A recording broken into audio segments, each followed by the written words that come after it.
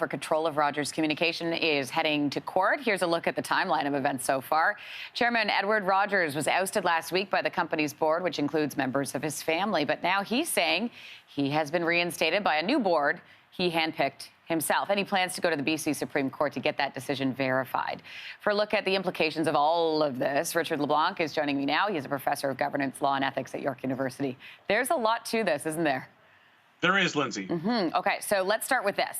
What is your take on the situation and how this is going to play out? I think Edward Rogers ultimately will be successful for the simple reason that he controls 97% of a voting trust, which his father bequeathed to him in his final estate documents. So what that means is that Rogers with only 30%, the Rogers family with only 30% of the equity, we have one person now essentially in control or seeking to be in control of a $23 billion public company. So this is completely unprecedented in the world of corporate governance. Will this drama have an impact on the company's business dealings? We saw the share price yesterday go down a little bit. So what's your take on that? Yeah, it certainly will. The share price went down 5% yesterday. Analysts have downgraded it 10%. The Ontario Securities Commission has made inquiries, as I understand. And also the Shaw transaction has to have regulatory approval by the Competition Tribunal and the CRTC. So this is certainly unwanted scrutiny. And regulators, government watchers, shareholders, customers. There's 10 million customers in Rogers.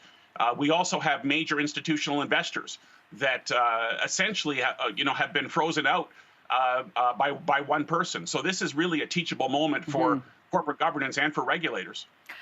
I'm a little surprised by Martha Rogers' Twitter account. I mean, this is what she tweeted. I'll quote here. I see Ed has appointed himself the chairman, LOL. This should be taken as seriously as if he appointed himself the King of England. Hashtag old guard down. So are you surprised by how public this all is right now? Yes. And normally in these sorts of situations, it's behind closed doors, but family members have weighed in publicly, both the matriarch, both sisters. But at the end of the day, what they have not addressed is the merits of the case, which is that Edward Rogers has this authority. And the only way for the family to remove that authority is to gather 7 votes. And that includes the mayor of Toronto, all family members, and another individual who's a childhood friend of Ted Rogers. And presumably, if that would have occurred, it would have occurred by now. So I read this as the family is incredibly frustrated. It's now in the public domain, and it's even been likened to the movie Succession. Yeah, a lot of people are talking about that and saying if you like Succession, you probably are following along with this pretty closely. Have we seen anything like this in this country before? No, and I think what it does is it opens up scrutiny.